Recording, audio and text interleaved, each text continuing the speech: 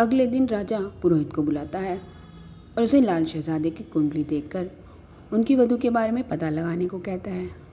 पुरोहित कुंडली देखते हैं और कहते हैं, महाराज, जिस प्रकार ये लाल शहजादा है उसी प्रकार हीरा शहजादी है और ग्रह नक्षत्रों के अनुसार इनका विवाह उन्हीं के साथ होगा।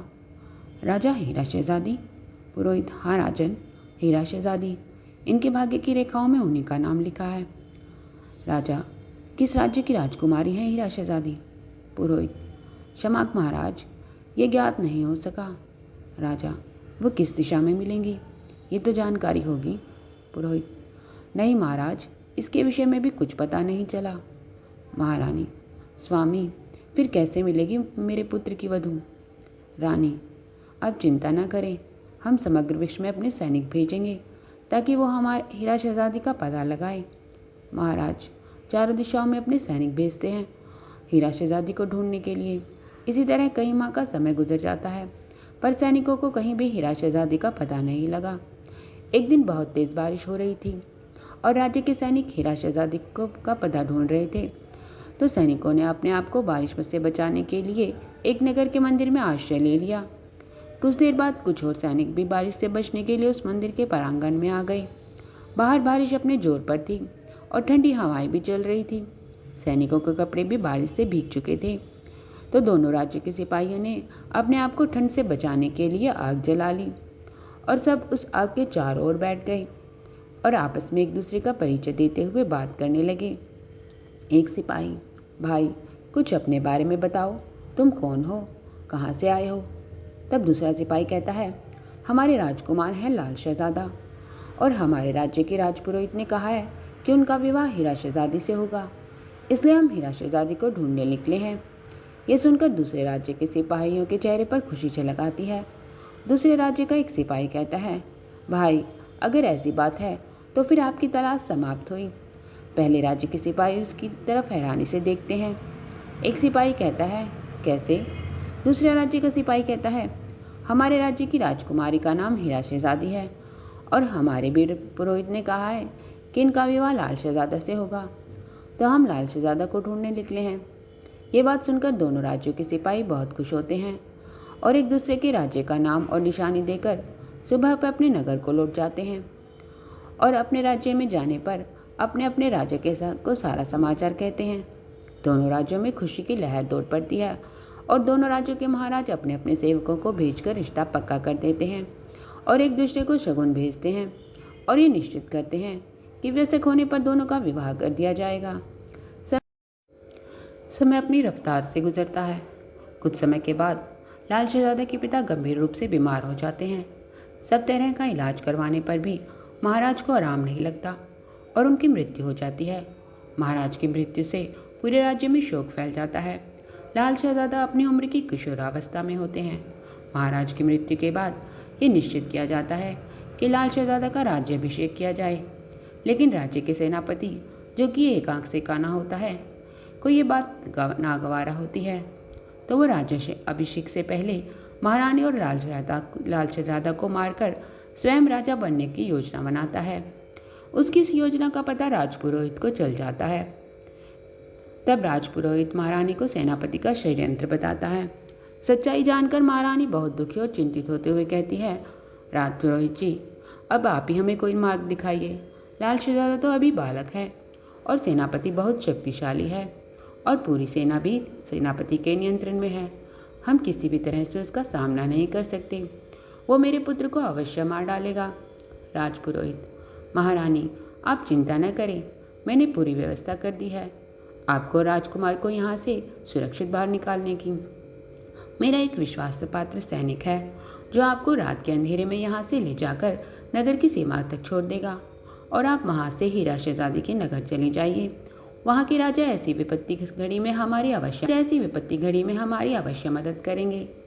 रानी कुछ धन और कुछ वस्त्र लेकर लाल शहजादे के साथ एक सैनिक की निगरानी में नगर की सीमा से बाहर जाती है। इधर सेनापति जिस सैनिक को महारानी और लाल शहजादे की हत्या का निर्देश करने का आदेश देता है, वह सैनिक महाराज का अत्यंत विश्वास पात्र था, तो वो सेनापति और महारानी को लाल शहजादे के भागने की बात न बताकर बल्कि उनकी हत्या की झूठी खबर देता है। सेनापति को भी सैनिक की बात पर विश्वास हो जाता है और वो स्वयं को पूरे नगर का राजा घोषित कर देता है। इधर महारानी और लाल शहजादा कई महीनों की यात्रा करने के बाद हीरा शहजादी के नगर में पहुंचते हैं और वहीं नगर के पास एक झोपड़ी बनाकर रहने लगते हैं। धन तो रानी के पास पर्याप्त था जिससे वो अपना जीवन निर्वाह आसानी से कर सके, पर समस्या ये थी कि वो हीरा शहजादी और उसके पिता महाराज से कैसे मिले और उन्हें कैसे हर सत्य से अवगत कराए। धीरे धीरे समय गुजरता गया और रानी और लाल शहजादे को राजभवन में काम मिल गया और अब वो राजभवन में आने जाने लगे। लाल शहजादे को घोड़े की देखभाल करने का काम मिला और फिर धीरे धीरे रानी को भी भवन में भी प्रवेश मिल गया। रानी हीरा शहजादी की दासी बन गई। रानी ये विचार करने लगी कि किस प्रकार मैं हीरा शहजादी को अपने बारे में बताऊं। अगर उन्होंने मेरी बात को यकीन नहीं किया और उन्हें लगा कि मैं झूठ बोल रही हूँ और इस अपराध में मुझे मृत्युदंड न मिल दे। हीरा शहजादी और लाल शहजादे के विवाह को जो तारीख तय हुई थी वो भी आ गई। इधर वो कान्हा राजा सेनापति बना हुआ अपने काने बेटे के साथ बारात लेकर हीरा शहजादी के नगर के लिए निकल पड़ा। एक समय हीरा शहजादी के गहनों और वस्त्रों को व्यवस्थित कर रही थी, तब रानी की नज़र शहजादी के गहनों पर पड़ गई, जिसमें हार के साथ सिर्फ एक कान का कुंडल और कंगन होता है। रानी उस गहनों को देखते ही पहचान जाती है। ये वही गहने थे जो रानी ने लाल शहजादा और हीरा शहजादी का रिश्ता पक्का होने पर शगुन के रूप में भिजवाए थे। रानी को हीरा शहजादी के से बात करने का एक अवसर मिल जाता है। रानी हीरा शहजादी से, राजकुमारी, ये गहने एक कैसे हैं? इनके जोड़ी के कंगन और कुंडल कहाँ हैं? हीरा शहजादी, जिसका स्वभाव बहुत ही नर्म होता है, बड़े शांत और आदर से उत्तर देते हुए कहती है, जी ये गहने हमारे शगुन के रूप में हमारी सास ने भिजवाए थे। रानी, पर इसमें तो कुंडल और कंगन एक एक ही हैं। इनके जोड़ी के कंगन और कुंडल? हीरा शहजादी, वो सब हमारी सास के पास, सासू माँ के पास ही हैं। शादी के जोड़े के साथ ही बाकी के गहने आएंगे।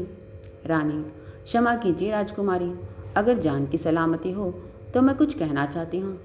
आपको जो भी कहना है निसंकोच होकर कहिए। रानी, आपकी शादी के शगुन के बाकी के गहने नहीं आएंगे। हीरा शहजादी हैरानी से, क्या? आप क्या कहना चाहती हैं? साफ साफ बताइए। रानी, आपके बाकी के गहने मेरे पास हैं। हीरा शहजादी आश्चर्य से कहती है, आपके पास कैसे हो सकते हैं? तब रानी अपने सामान में से बाकी के गहने निकालकर हीरा शहजादी को दिखाती है और उसे सारी घटना बताती है और कहती है, आपकी घुड़शाला में जो सुंदर नवयुवक अभी कुछ समय पहले काम करने पर लगा है वो मेरा पुत्र है लाल शहजादा। तभी एक दासी आकर कहती है, राजकुमारी, बारात नगर की सीमा पर पहुंच गई है। महाराज ने आदेश दिया है कि आप शीघ्रता से विवाह के लिए तैयार हो जाएं। और ये कहकर दासी चली जाती है। रानी फिर कहती है, राजकुमारी, अगर आपको मेरी बात का यकीन ना हो तो आप किसी गुप्तचर को भेजकर पता कर सकती हैं। जो राजा बना है और जो दूल्हा बना है वो दोनों ही कुरूप हैं और दोनों पिता पुत्र एक एक आंख से काने हैं, जबकि लाल शहजादा तो बहुत सुंदर है, उनके रूप का वर्णन नहीं किया जा सकता। ये बात तो जग प्रसिद्ध है। हीरा शहजादी एक सेविका को सच्चाई जानने के लिए भेजती है। कुछ समय बाद आकर सेविका कहती है, राजकुमारी, मुझे तो आश्चर्य हो रहा है। हीरा शहजादी, आश्चर्य किस बात का?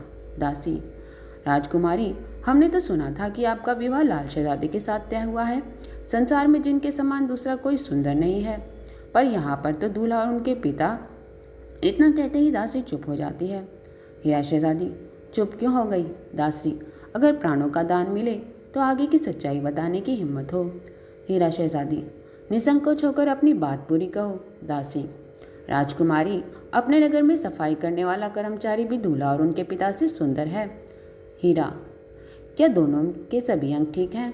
दासी, नहीं राजकुमारी, मुझे बहुत आश्चर्य हो रहा है ये देखकर कि दोनों पुत्र की एक एक आंख नहीं है। शायद जन्म से ही दोनों एक आंख से काने हैं। हीरा शहजादी कुछ सोचकर, ठीक है, तुम जाओ। दासी के जाने के बाद हीरा शहजादी रानी से कहती है, आप इतने दिनों से यहाँ काम कर रही हैं, आपने पहले बात क्यों नहीं बताई? रानी, कैसे बताती पुत्री, मेरे पास अपनी बात साबित करने का कोई सबूत नहीं था। आज जब इन गहनों को देखा तो मुझे एक रास्ता नजर आया तुम्हें सच्चाई से अवगत कराने का। जब हीरा शहजादी एक सेवक को भेजकर महाराज से मिलने की आज्ञा मांगती है, महाराज और महारानी हीरा शहजादी के माता पिता उससे मिलने कक्ष में आते हैं और हीरा शहजादी उन्हें सारे सत्य से अवगत कराती है। महाराज सब सच्चाई जानकर लाल शहजादे को भी कक्ष में बुलवाते हैं और साथ ही अपने मंत्री को भी बुलवाते हैं। हीरा शहजादी की माँ लाल शहजादे की माँ को सांत्वना देती है। महाराज लाल शहजादे को उसके कंधे से पकड़कर कहते हैं, पहले मुझे भी शक हुआ था कि इतना सुंदर युवक एक अश्वपालक कैसे हो सकता है। और ये कहकर लाल शहजादे को गले से लगा लेते हैं।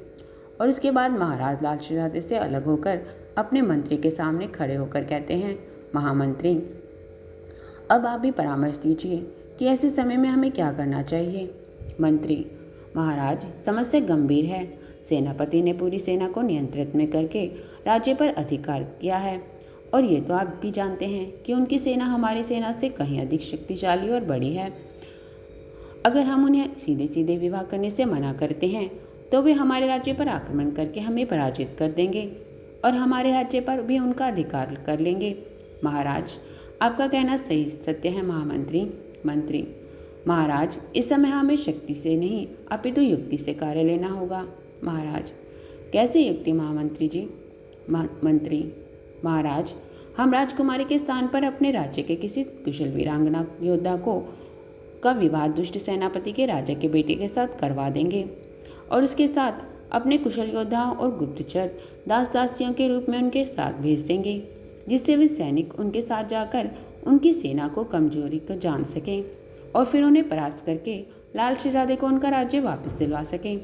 महाराज हमें आपकी योजना बहुत पसंद आई महामंत्री, किंतु हमें एक बात की चिंता है कि कहीं उनका कोई विश्वास पात्र लाल शहजादे को पहचान न ले।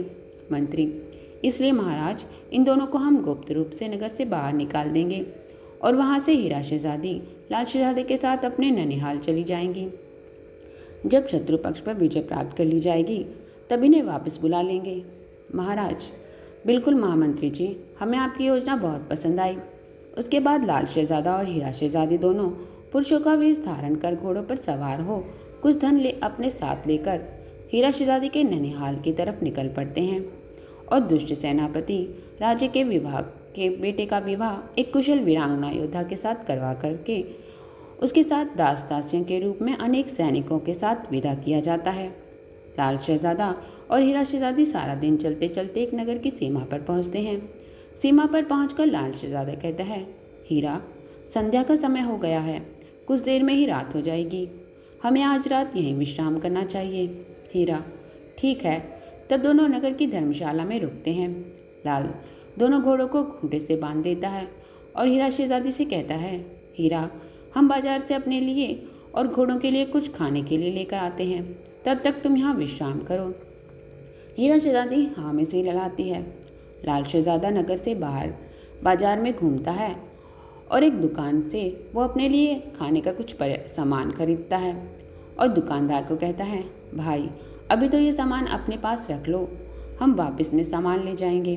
दुकानदार ठीक है कहकर सामान अपने पास रख लेता है। लाल शहजादा फिर आगे जाता है और कई दुकानों से सामान खरीदता है, घोड़े के खाने के लिए और कुछ ज़रूरत का सामान, और सभी दुकानों पर यही कहकर सामान रख देता है कि हम वापस में ले जाएंगे।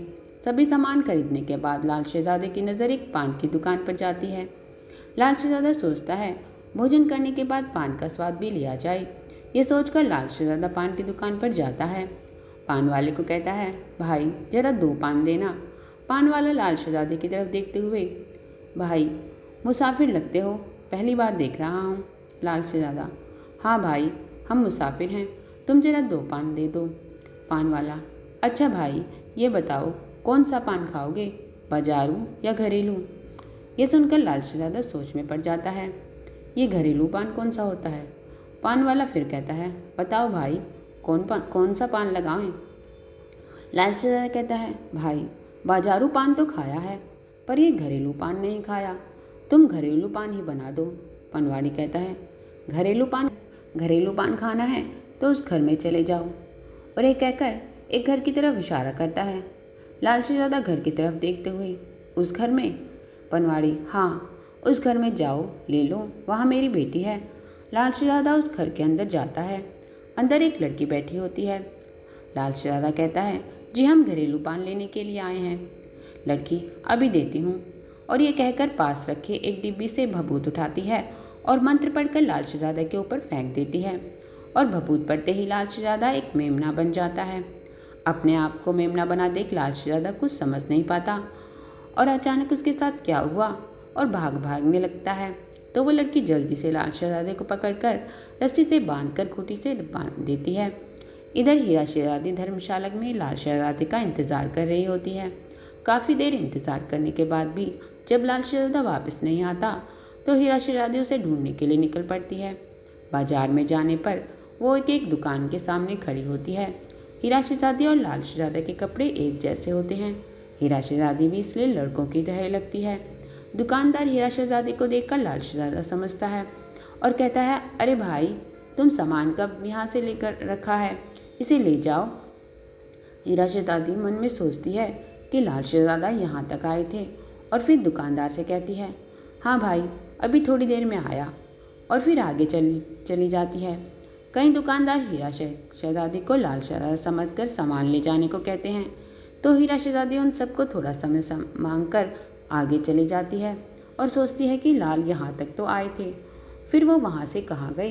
यही सोचकर वो पूरे बाजार पर नज़र मारकर देखती है।